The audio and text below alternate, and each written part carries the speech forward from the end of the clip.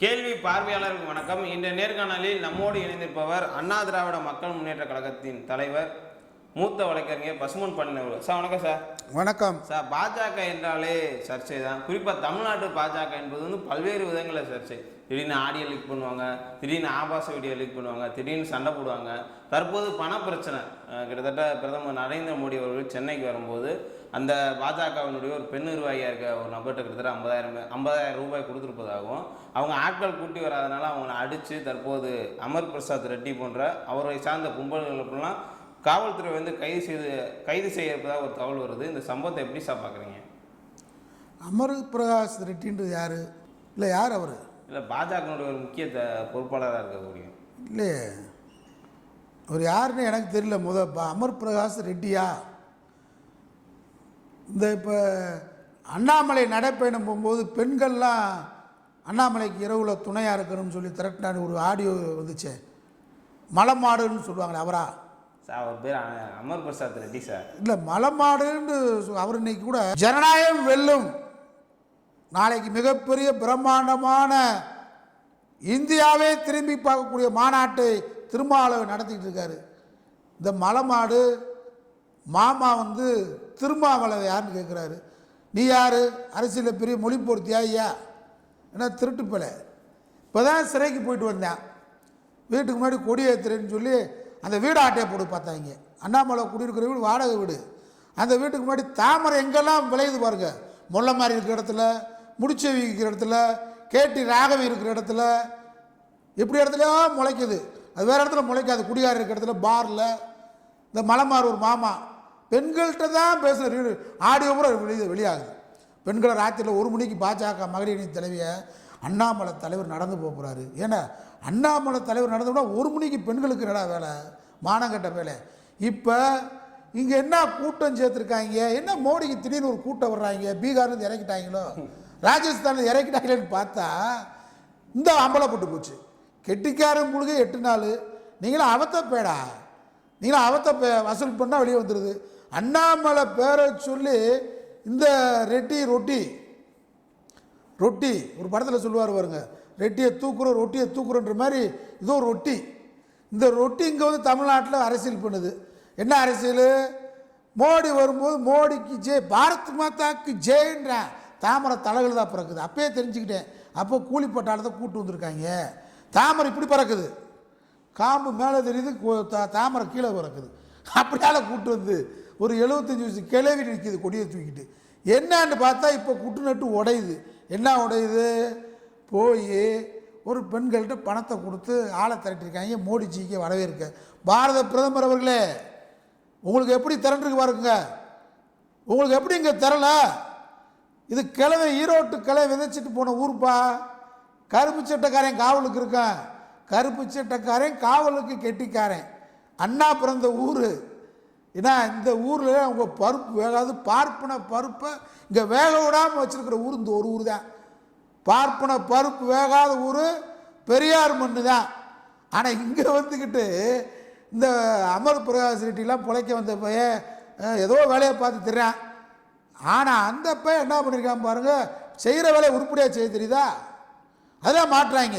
ஏன்னா ஏன் மாட்டுறாங்கன்னா, இவங்களே ஒன்றுக்கு ஒன்று ஆடியோ எடுத்துக்கிறது, இவங்களே வீடியோ எடுத்துக்கிறது, கேட்டி ராகவனை இவனுக்கே பெண்ணை அனுப்பிச்சி விடுறது, அப்புறம் வீடியோ அந்த பெண்ணை விட்டு எடுக்க விடுறது, அப்புறம் அந்த அருமையான அற்புதமில்லாத காட்சியை அண்ணாமலை வெளியிடுறது, இதை கேட்ட காயத்ரி ராம கட்சியை விட்டு நீக்கிறது, டெய்ஸி அண்டு நம்ம ஊர் மகன் சிரிஜி சிவா மகன் பாவம் சூர்யா, இவங்க பேசுன அந்த இலக்கணம் இலக்கியமெல்லாம் பார்த்தா இவங்க தமிழ் மொழியை வளர்க்க போகிறா. யாதும் ஊரே மோடி, உங்கள் கொஞ்சம் சூர்யா டெய்ஸி பேச்சை கேட்டுட்டு நீங்கள் திருக்குறளுக்கு விளக்கம் கேளுங்க.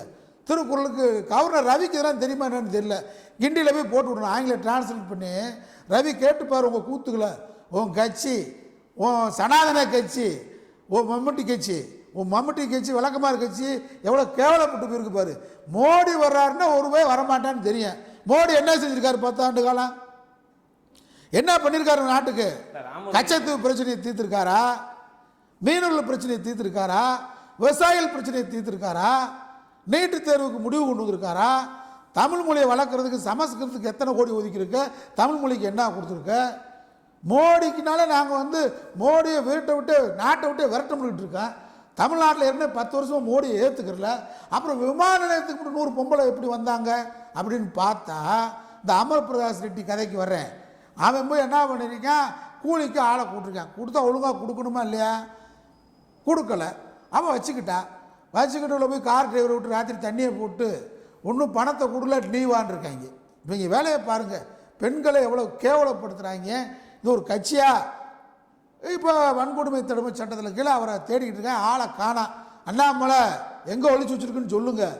ஆபாசமாக பேசுகிறீங்க, ஆபாசத்தை காட்டவே அமர் பிரகாஷ் ரெட்டி அவனை ஆளை காணப்ப ஓடி ஒழிஞ்சிக்கிட்டு இருக்கான். இவங்களை கேட்டால் நாங்கள் எதையும் சந்திப்போம், சிறையை கண்டு நான் பயப்பட மாட்டேன். இப்போ ஏன்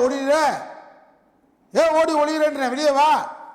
பாஜக காரணம் நம்ம முதலமைச்சர் வந்து ரொம்ப மோசமாக நடந்துக்கிட்டு இருக்கார். ஜனநாயகத்துக்கு இவ்வளவு முக்கியத்துவம் கொடுக்கக்கூடாது.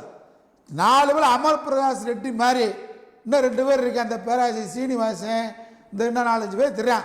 இவங்களை பிடிச்சி 4 நாள் தூக்கி உள்ளே போட்டாச்சுன்னா வேட்டியை மடித்து கட்டிட்டு எங்கிட்ட சப்பாத்தி கூட போயிடுவாங்க. வார்க்கா பீகார், உத்தரப்பிரதேசம், ராஜஸ்தானில் போய் சப்பாத்தி விட்டு கூட பிழைக்க போயிடுவானே தவிர இங்கே இருக்க மாட்டான். இதை செய்ய மாட்டேன்றீங்க. அண்ணாமலை ஒரு ஆபாசமாக பேசுகிறான், விட்டுறீங்க. அங்கே சர்ச்சுக்குள்ளே போகிறான், விட்டுறீங்க. அமர் பிரகாஷ் ரெட்டி வலை வீசி தேடிக்கிட்டு இருக்கிறது வரவேற்கிறேன். பிடிச்சி உள்ளே தூக்கி போடுங்க. புழல் சிறையில் தூக்கி ஏற்கனவே விட்டது தப்பு. குண்டாசில் தூக்கி உள்ளே போட்டுவிடும். குண்டர் சட்டம்னா என்னன்னு இவங்களுக்கு தெரியணும்ல. பயங்கரவாத தடை சட்டங்கள்லாம் பயன்படுத்தக்கூடிய கட்சி தான் பாஜக. சாதாரண சாமானிய உழைக்கும் பாட்டாளி வர்க்கத்துக்கு எதிராக மக்கள் மீது பயங்கரவாத சட்டங்களை ஏவி விடுகிற இயக்கம் பாஜக. அப்போ இந்த பேழைகளாம் தூக்கி உள்ள போடணுமா இல்லையா? அமர் பிரகாஷ் ரெட்டி ரொட்டிலா என்ன வேலை? தமிழ்நாட்டில் அரசியலாக பண்ணுறீங்க, கூத்து பண்ணிக்கிட்டு இருக்கேன். கோமாளி கூத்து மாதிரி பண்ணிக்கிட்டு பெண்களை வந்து ஒரு இந்த பொருள் மாதிரி பயன்படுத்துகிறாங்க கட்சி கூட்டங்களுக்கு. பாஜக ரொம்ப அருவருக்கத்தக்க கட்சி. அந்த கட்சி ஆஃபீஸ் பக்கமே போக முடியலன்றாங்க. கமலாலயமா காமலாலயமான்றான், செக்ஸ் ஆலயமான்றான். இதெல்லாம் வந்து பக்தன் பேரை நீங்கள் வந்து ராமர் பேரை சொல்கிறீங்க, புனிதத்தை பற்றி பேசுகிறீங்க. மோடி 11 நாள் விரதம் இருக்கீங்க. இங்கே வந்து தீட்டுப்பட்டு கிடக்கும் உங்கள் கமலாலயம். அண்ணாமலையால் இந்த ரெட்டி பையனாலும் தீட்டுப்பட்டு போய் கிடக்கு. பெண்கள்கிட்ட எப்படி நடந்துக்கிறோன்னு உங்களுக்கு எந்த அடிப்படையில் உங்களுக்கு கொடி தூக்கி ஆள் வருவான் தமிழ்நாட்டில்? எதுக்கு வரணும்? வரக்கூடிய கட்சி அந்த கட்சி. அதனால் அமர் பிரகாஷ் ரெட்டின்றது ஊரறிஞ்ச விஷயம். அவன் யார், என்ன விவரம், அவன் யாரை வரலன்னு தொடர்பு வச்சுருக்கான். அது மேலே எத்தனை புகார் வர்றது? தூக்கி குண்டர் சட்டத்தில் தமிழக அரசு நடவடிக்கை எடுக்கணும். அதே மாதிரி அண்ணாமலை மேலேயும் நடவடிக்கை எடுக்கணும். இவங்க எல்லாமே வந்து ஒரு வசூல் கமிட்டி நடைப்பயணத்தை சொல்லி அமர் பிரகாஷ் ரெட்டி இருக்கக்கூடிய கார்பரேட் முதலாளிகளை மிரட்டி பண வசூல் பண்ணியிருக்கான். பிடிச்சி அடித்து விசாரிச்சா உண்மையை வாக்குமூலம் கொடுத்துட்டு போகிறான். பாருங்கள் இப்போ சென்னையில் என்ன நடந்திருக்குண்டு. பணம் கொடுத்துருக்குறோம், அவங்க பெண்கள் கூட்டு வந்துருக்காங்க, அதிகமாக கூட்டு வரலன்னு சொல்லி அந்த நல்லெவ்வளோ பூந்து அடிக்கிற அளவுக்கு துணிகிற. அப்போ காவல்துறையை கண்டு அச்சம் இல்லையில, பயம் இல்லையில. காவல்துறை சட்டத்துக்கு உட்பட்டு நடவடிக்கை எடுங்க. நான் தப்பாக எடுக்க சொல்ல, பழிவாங்க சொல்லலை, சட்டத்துக்கு உட்பட்டு நடவடிக்கை எடுங்க. அதனால் அமர் பிரகாஷ் ரெட்டியை சிறையில் தூக்கி அடைக்கணும், குண்டோர் சட்டத்தில் அடைக்க வேண்டும் என்னுடைய கருத்தாகும். சார், இப்போ பாஜக தரப்பில் என்ன சொல்கிறாங்கன்னா, பாஜகவினுடைய வளர்ச்சி வந்து திமுக பிடிக்கல, திட்டமிட்டு இந்த மாதிரியான பொய் பிரச்சாரத்தில் திமுக சார்ந்த ஊடகங்கள்லாம் பரப்புதுன்ற மாதிரியான கருத்தெல்லாம் வைக்கிறாங்களே. எங்கே நீங்கள் வளர்ந்துருக்கீங்க சொல்லுங்கள்? எங்கே வளர்ந்துருக்கீங்க சொல்லுங்கள்? இந்த தமிழ்நாடு முழுவதும் கொடி பறக்குது இல்லைங்க சார், எங்கே பார்த்தா பிரம்மாண்ட கூட்டம் போடுறாங்க. கூட்டத்தில் யார் இருந்தால் அத்தப்படி கூட்டத்தை சேர்த்துருக்காங்க. நாளைக்கு அண்ணாமலை மதுரை மேலமாசியில் பேசுவார். அமர் பிரகாஷ் ரெட்டி மாதிரி கூலிக்கு ஆள் கூப்பிடாமல் வா, 4 கழுத கூட வந்து நிற்காது. அந்த தெருவில் 2 சொரிநாய் வேணா அவன் பேச்ச கேட்கும். 4 கழுத கூட வந்து நிற்காது. இந்த மண் வித்தியாசமான மண்ணடா. இங்கே பாஜகவுக்கு என்ன வேலை? எங்கே வளர்ந்துருக்கீங்க? ஆட்டை போட்டு வளர்ந்துருக்கீங்க, செக்ஸில் வளர்ந்துருக்கீங்க, முள்ளமாரித்தனத்தில் வளர்ந்துருக்கீங்க, முடிச்ச வைத்தனத்தில் வளர்ந்துருக்கீங்க. இன்னும் நீங்கள் ஒரு கவுன்சில் கூட வர முடியாது தமிழ்நாட்டில். டெபாசிட் எங்கேயாவது வாங்க முடியுமா? நோட்டாவுக்கும் உங்களுக்கு தான் போட்டி நடந்துக்கிட்டு இருக்கு. இப்போ நோட்டாவாக பாஜக நடந்துருக்கு, அப்புறம் எப்படி வளர்ந்துருக்கு? 40 தொகுதியிலையும் பாஜக எத்தனை பேரும் கூட்டணி வைக்கட்டேன். இப்போ ஓபிஎஸ் கூட வைக்க போகிறேன்றாரு, வைக்கட்டேன். அவர் ஒரு பெரிய சொல்லவர் உழவன். ஓபிஎஸ் பெரிய மக்கள் திரளாக போகிறேன் ஓபிஎஸ் பின்னாடி. சசிகலா கூட சேர போகிறேன்றீங்க.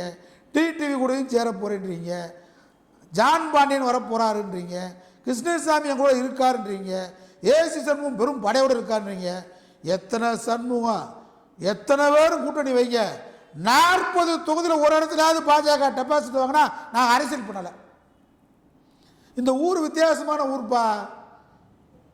அதனால் இந்த ஊரில் வந்து முனியாண்டி விலாஸ் ஹோட்டல் எனக்கு தெரிய நிறைய இருக்குது. ஒவ்வொரு ஊரில் குக்கிராமத்து கூட 10 ஹோட்டல் இருக்குது. பாஜக எவரிக்கும் ஒன்றுத்துக்கு ஆகாதவன், வீட்டில் மதிக்காதவன், பொண்டாட்டியால் ஆடி விரட்டிப்பட்டவன், ஆத்தால விரட்டிப்பட்டவன், தெருவில் திடுற அனாதப்பை தான் பாஜக 2 பேரும் காய் பேசி கட்சி சேர்த்துக்கிறீக்கே தவிர எவனடா உருப்படியான பாஜக கட்சியில் உருப்படியான குடும்பத்தோடு வாழ்ற இருக்கான்? அது கட்சியா? அந்த கட்சியா? அது எங்கள் பார்வையில் அந்த கட்சியாகவே நாங்கள் பார்த்ததில்லை. அது வேறு எங்கிட்டு வளரும்? அது எப்படி வளரும்? இந்த மண்ணில் பெரியார் மண்ணில் வளர விட்டுருவோமா? வளரவும் முடியாது, வளர விடவும் மாட்டோம். அதனால் இங்கே பாஜகவுக்கு வேலை இல்லை. அது வட இந்திய கட்சி, சப்பாத்திக்காரங்க கட்சி, பைஜாமா போடுறவங்க கட்சி. அவனுக்கு எங்களுக்கு சம்மந்தம் இல்லை. அவன் பேசுகிறது ஹிந்தி, நாங்கள் பேசுகிறது தூய தமிழ். அவன் சப்பாத்தி சாப்பிட்ற, நாங்கள் சோறு சாப்பிட்றோம். அவன் மானம் கட்டத்தனமாக இருக்கா, நாங்கள் மானத்தோடு இருக்கோம். அவன் சுயமரியாதை இல்லாமல் இருக்கா, நாங்கள் சுயமரியாதையோடு இருக்கோம். அதனால் நாங்கள் கல் தோன்றா முன் தோன்றா காலத்தை முன்தோன்றிய மூத்த குடி உலகத்திற்கே நாகரிகத்தை கற்றுத்தந்தவர்கள் கீழடி எங்களுக்கு சாட்சி. கீழடி அகழ்வாயு, நாங்கள் தமிழன் தொன்மை வாய்ந்த நாகரிகத்துக்கு சொந்தக்காரன் உலகத்திலே என்பதற்கு எங்களை பறைசாட்டுகின்றது. அதனால் அவன் யாரோ நாங்கள் யாரோ. அதனால் இங்கே அந்த கட்சிக்கு வேலை இல்லை. அண்ணாமலை மாதிரி 2 கொத்தடிமை பையன், இந்த அமர் பிரகாஷ் ரெட்டி மாதிரி 2 மாகாண நாயை விட கட்சின்னு சொல்லிட்டு திருவானே தவிர. அதனால் 2024க்கு பின்னாடி இந்த 1-2 திராம் பாருங்க அனாதை பேசுகிறவே பிஜேபின்னு எந்த கட்சிக்கு போனால் மதிக்க மாட்டாங்க. எந்த கட்சியும் அவனால் இருக்கவும் முடியாது. 2 பிஜேபி பேரை சொல்லி வசூல் பண்ணலான்னு சொல்லி 2 பேர் திரும்பேன். இவனை தவிர இங்கே ஆரோக்கியமான உள்ளவர்கள், நாடாக இருக்கணும் விரும்புகிறவர்கள், தன்மான உள்ளவர்கள், மான உள்ளவர்கள், மான உணர்ச்சி உள்ளவே பாஜக இருக்க மாட்டேன். தன்மானம் கட்டவே அங்கே இருப்பான். அதனால் அதெல்லாம் ஒரு பெரிய சக்தியாக நாங்கள் எங்கள் கால் தூசிக்கு சமம் திராவிட இயக்கத்திற்கு பாஜக என்பதை தெரிவித்துக் இல்லை. அண்ணாமலை அவர்கள் வந்து எதிர்வரக்கூடிய நாடாளுமன்ற தேர்தலில் 20க்கும் மேற்பட்ட தொகுதி வந்து நாங்கள் கைப்பற்றுவோன்ற மாதிரியான கருத்துலாம் சொல்கிறாங்க. அப்படி இருக்கக்கூடிய சூழ்நிலை நீங்கள் டெபாசிட் கூட வாங்க மாட்டாங்கன்னு சொல்கிறீங்க. நான் 20 தொகுதியில் டெபாசிட் வாங்கிட்டா எங்கள் அரசியலே நான் வாழ்நாள் முழுதும் பண்ணலை. அண்ணன் சொல்லுங்க, 1.5% ஓட்டுக்கு மேலே வாங்கிட்டா அரசியலே பண்ணலாங்க. நோட்டாவை விட கூட வாங்கினான். நீ நோட்டாவை விட ஒரு தொகுதியில் கூட வாங்கிட்டு பார்ப்போம். அதனால் அண்ணாமலையெல்லாம் ஒரு அரசியல்வாதியே இல்லை, அறவே காட்டு பையன். ஏதோ அவனுக்கு ஊடகங்கள் கொடுக்குற வெளிச்சம், பலூன் ஊதப்பட்டது மாதிரி ஒரு ஊதப்பட்டிருக்கிறார். அண்ணாமலை பலூனால் காத்தடைத்த பலூன் போன்று ஊதி இருக்கிறார். ஊடக வெளிச்சத்தால் நிச்சயமாக அந்த பலூன் உடைக்கப்படும். நன்றி சார். நன்றி, வணக்கம்.